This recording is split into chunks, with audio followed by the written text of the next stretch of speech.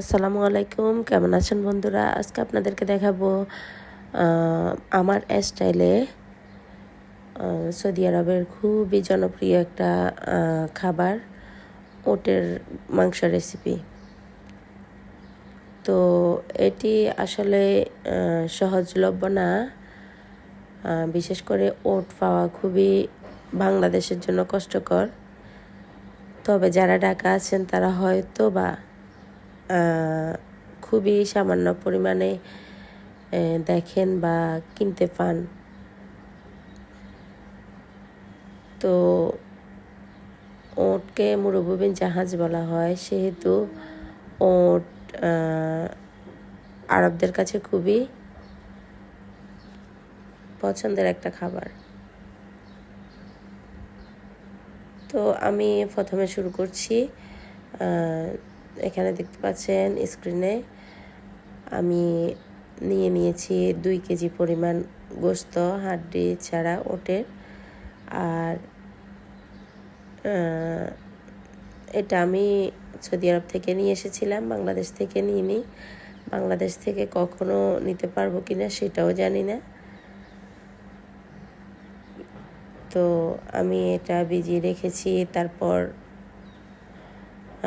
যেহেতু বরফ ছিল, বরফ কমে আসলে এটা আমি কেটে ছোট টুকরো করে নিয়েছি। আর চুলায় বসিয়ে দিয়েছি একটা পাতিল, দিয়ে দিয়েছি পর্যাপ্ত পরিমাণে তেল। তো আমি অবশ্যই মশলা তেল সব সময় কম খাই। তো আমি আমার পছন্দ মতো দিয়েছি মশলা, তেল, সব কিছু আপনারা আপনাদের পছন্দ মতো দিতে পারেন, আর একটু বেড়ে। তো আমি দিয়ে দিয়েছি প্রথমে তেল, তারপর গরম মশলা, তারপর দিয়ে দিয়েছি পেঁয়াজ, রসুন, এগুলো একটু বাজে করে নিয়েছি। আর দিয়ে দিয়েছি আদা, একটু নেড়ে ছেড়ে আর একটু 1 মিনিটের মতো রান্না করে দিয়ে দিয়েছি টমেটো কুচি। তো পরে আরেকটু রান্না করে নিয়েছি টমেটোগুলো গলা পর্যন্ত। তো টমেটো গলে গিয়েছে। এখন দেখতে পাচ্ছেন এখানে আমি দিয়ে দিয়েছি কেটে ধুয়ে রাখা ওটের গোশত বলেন, মাংস বলেন, যেটাই বলেন, দিয়ে দিয়েছি।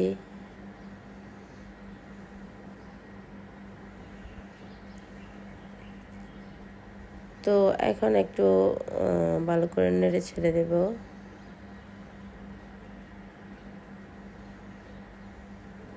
এটা মাশাআল্লাহ খুবই মজার একটা রেসিপি। আমার মনে হয় এটা বাংলাদেশের অনেক মানুষই খায়নি।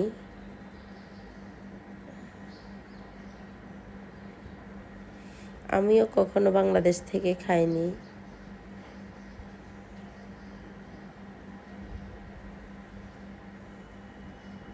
বাংলাদেশ থেকে কিনে খাইনি। কোথায় কিনতে পাওয়া যায় সেটাও জানি না। বাংলাদেশে আছে কিনা সেটাও জানি না। হ্যাঁ, আছে, অল্প, খুবই কম।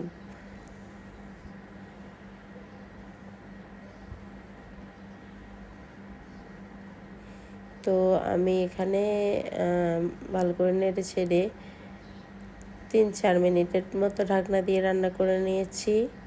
আর এখানে দেখতে পাচ্ছেন অনেকগুলো গোশত থেকে ঝোল বাইরে হয়ে গেছে। এই পর্যায়ে আমি দিয়ে দিচ্ছি লবণ স্বাদ মতো, দিয়ে দিয়েছি 1 চামচ হলুদ গুঁড়ো, 1 চামচ জিরে ধনিয়া গুঁড়ো একসাথে। আপনারা এখানে চাইলে অন্য যে কোনো মশলা কিংবা আরও বেশি মশলা অ্যাড করতে পারেন আপনাদের পছন্দ মতো। তো আর দিয়ে দিয়েছি লাল মরিচ 1 চামচ। তো এখন আরেকটু ভালো করে নেড়ে চেড়ে মিশিয়ে নিচ্ছি ওস্তের সাথে মশলাগুলো।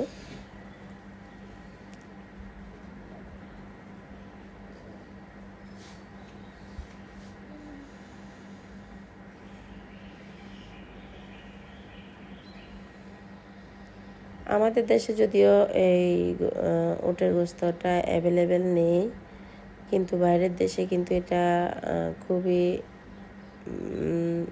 ভালো পরিমাণে পাওয়া যায়।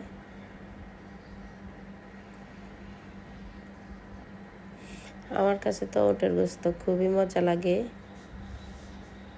আপনাদের কার কার কাছে ভালো লাগে অবশ্যই জানাবেন।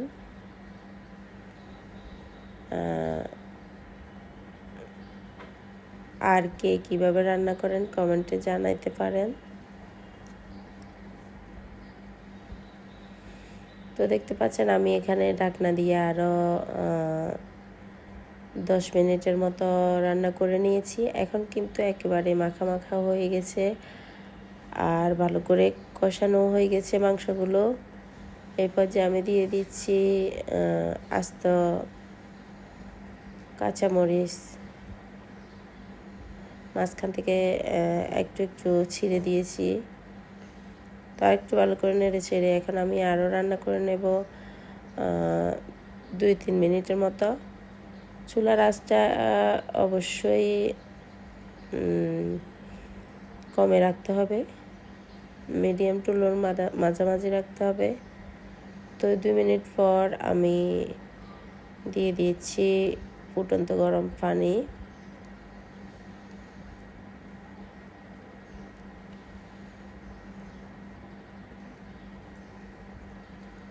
তো এখন আমি আবার ঢাকনা দিয়ে রান্না করে নেব 2 মিনিটের মতো রান্না করে নিয়েছি।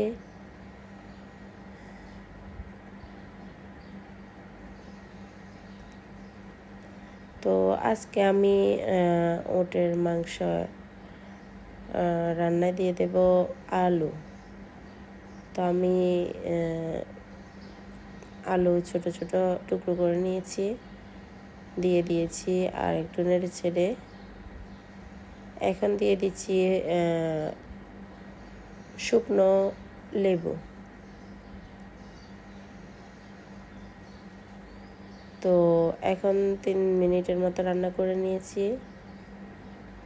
পরে আবার আমি আলু সেদ্ধ হওয়া পর্যন্ত রান্না করেছি। তো আলু সেদ্ধ হয়ে গেছে আমার। আজকের কাঙ্ক্ষিত ওটের মাংস রেসিপিটিও রান্না হয়ে গেছে।